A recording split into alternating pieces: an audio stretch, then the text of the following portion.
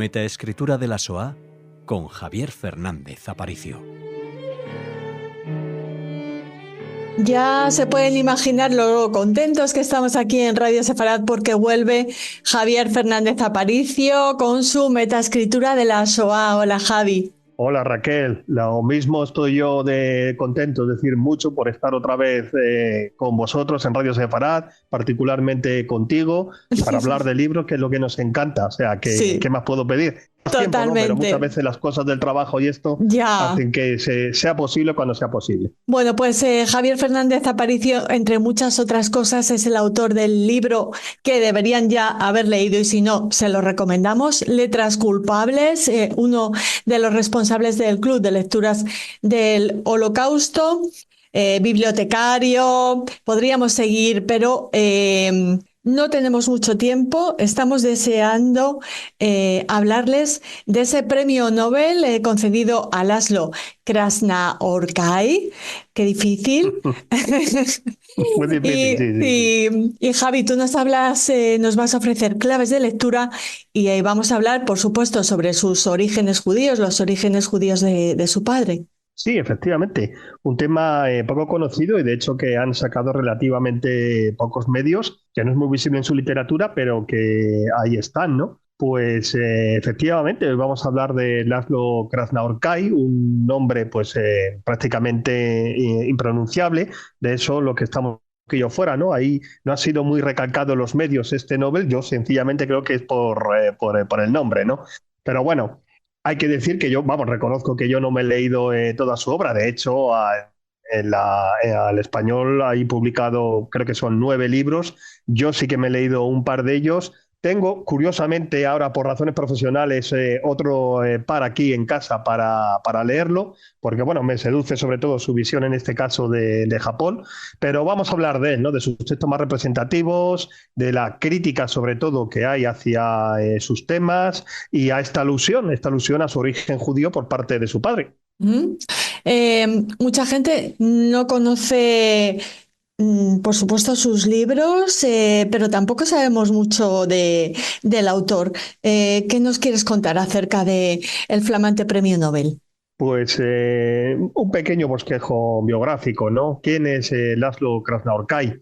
Nacido en 1954, ¿no? Un escritor húngaro que está muy vinculado estéticamente, sobre todo al expresionismo, hablando de literatura oscuro centroeuropeo. Yo por comparar, y sobre todo a nuestras amigas y amigos de Radio Sefarad, que en otros programas que hemos dedicado a programas a grandes autores, pues posee un estilo parecido al de Sebald, uno de nuestros escritores predilectos, con ese estilo muy característico suyo de frases larguísimas, a veces sin puntos durante muchísimas páginas, ambientados en escenarios decadentes. Aunque a mí yo tengo que decir que en cuanto a tratamientos de sus personajes son algo diferentes, porque los de Krasznaorkai son más apegados a una historia personal, más dura, y quizás Sebald se retrotrae más a una historia, ¿no? Por ejemplo, ese modelo de Austerlitz. Luego también, pues en sus libros, los libros de Krasznaorkai, vamos a encontrar alusión continua a los sistemas políticos y sociales absurdos o en declive. Explícitamente no lo cita, pero es un remedio del régimen comunista que atravesó Hungría del 49 a 1989, en donde pues es la niñez y la primera juventud del autor. Y luego, pues por completar un poco, lo hemos comparado con Sebald, también se le puede comparar en algo con ese otro Nobel húngaro que conocemos perfectamente en Radio Sefarad, como es Imre Kertész y su obra, pero en mi opinión, la obra de Kertész es más directa, es por así decir, más literaria, incluso más accesible a mucho tipo de lector, y que la de Krasznaorkai, que es un poquillo más cerrada, aunque comparten temas que es comunes, ¿no? Eso parece un ser húngaro, el desarraigo del ser humano o las contradicciones internas de este. Bueno, no le has comparado con escritores precisamente malos, ¿no? Le sitúas en una altura literaria muy elevada, pero quizá sí. No, pero por compararlo con autores, digamos, que conocemos, ¿no? Sí. Y en el caso incluso de Kertész, al ser otro autor húngaro, en mi opinión, que es mi modesta opinión, valga el tópico, yo creo que se sitúa pues un escalón por lo menos por debajo de Sebald y de Kerstedt, ¿no? Ujú. Eh, Hablemos del premio Nobel directamente. ¿Por qué crees o por qué se ha Sí. comentado que se le ha concedido? Pues mira, precisamente ha habido cierta polémica y eso ha sido un tanto venido de la mano de este nivel, que es un gran escritor, pero quizás, bueno, pues no una primera pluma a nivel mundial y de hecho lo que hemos comentado, era un gran desconocido. Gran desconocido que hay que reconocer que Krasznaorkai ya había ganado muchos premios literarios, y además muy prestigiosos, el Nacional de Literatura húngaro, el Premio de la Casa de Europa, el Man Booker International también, en España el Formentor de las Letras el año pasado, 2024, y este año, como bien dices y conocemos, el Nobel de Literatura. Pero claro, el Nobel de Literatura le ha sido concedido no sin cierta polémica, porque ya antes muchos medios pues hacían presagiar que los académicos suecos iban a optar en esta ocasión por un hombre, posiblemente después de haberle dado el premio a mujeres o de otros continentes, pues en esta ocasión iba a caer en un hombre blanco occidental y mayor. Y así ha sido. La verdad que estos pronósticos se han calcado. La justificación oficial para darle el Nobel fue literalmente por ser autor de una obra convincente y visionaria que en medio del terror apocalíptico reafirma el poder del arte, pero que se ha criticado desde algunos sectores, en primer lugar, por ese oscurantismo al que aludía en la introducción, la dificultad extrema en la lectura de su obra, también por cierto elitismo literario, que se trasluce la necesidad de mediadores a veces para que esta obra sea entendible para todos los lectores, mediadores que pueden ser críticos o traductores, el caso español, ¿no? Con Ada Kovačič, o está publicado en editoriales pequeñas para un nicho de lectores pequeños, pero que es lo que hace legible la obra de Krasznaorkai. También es una figura que hay que decir que incómoda políticamente hablando y sobre todo en Hungría, ¿no? Ya sabemos allí, ¿no? Estos problemas y dentro de la propia Unión Europea con el gobierno y la política de Viktor Orbán, ¿no? El actual mandatario, bueno, desde hace ya varios años, pues Krasznaorkai es bastante crítico y especialmente en relación a la guerra de Ucrania. Desde el 2022 llega a describir al gobierno de Orbán como un caso psiquiátrico, nada más y nada menos. Y de hecho, en medios nacionalistas húngaros, que son los predominantes, pues ha sido visto como un autor que no es auténticamente húngaro, que es un autor liberal, ya sabemos que en estos ambientes eso constituye un insulto, e incluso un traidor a la patria, nada más y nada menos, ¿no? Wow. Bueno, quizá su oposición o estar radicalmente al otro lado de las políticas de Orbán también ha ayudado a que le concedan el Nobel, ¿no? Eso es así. Y si vemos no solo el Nobel de la Paz, digo, el Nobel de Literatura, sino a veces el Nobel de la Paz, sí que vemos, bueno, pues ese uso, vamos a decirlo así, político o de propagación de un determinado pensamiento o una determinada posición respecto a un orden o un tema establecido, ¿no? El de la paz pudiera ser el caso venezolano y este caso, como bien estás aludiendo, pues precisamente es esa cada vez caída en el abismo de los valores democráticos de un país que, recordemos, está dentro de la Unión Europea como es Hungría. Bueno, además de grabar esta entrevista, Javier Fernández Aparicio tiene la amabilidad y la generosidad de pasarnos el mini ensayo que dedica, en este caso, al premio Nobel y que realiza para todos los programas de metaescritura de la SOA. Y ahora puedo ver, Javi, que a pesar de ser su literatura no especialmente accesible, sí ha sido llevada al cine. Ha sido llevada al cine y eso es lo que ha hecho que la literatura de Krasznaorkai haya sido muy difundida y sobre todo conocida en ciertos ambientes literarios y culto. Gracias a sus guiones, porque aparte de escritor, ha sido guionista, y gracias a las adaptaciones al cine de algunas de sus novelas por parte de un director también húngaro y muy laureado, como es Béla Tarr, ¿no?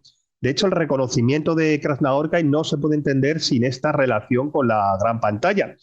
Y aquí podemos aludir ya, y entrando ya en harina, sobre todo al hablar de libros, de dos películas precisamente de Béla Tarr que se basan en otras tantas obras que son dos de sus principales libros del Premio Nobel de Literatura, que es Tango Satánico de 1985 y Melancolía de la Resistencia de 1989.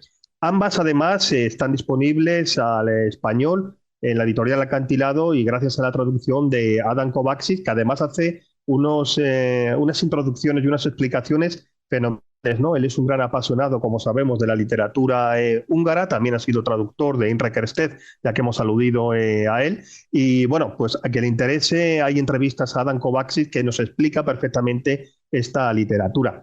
Dos libros muy característicos suyos en cuanto a temas, en cuanto a personajes, ¿no? Tango Satánico, pues es un referente, es un libro ambientado en un escenario rural húngaro, concretamente en una granja colectivizada, pero que está en una época, en los finales de los años 80, 90, tras el colapso del régimen húngaro, remedio también del colapso siguiente del soviético, y cómo los habitantes pues esperan un poco una salvación a esa mala situación que está viviendo su comunidad.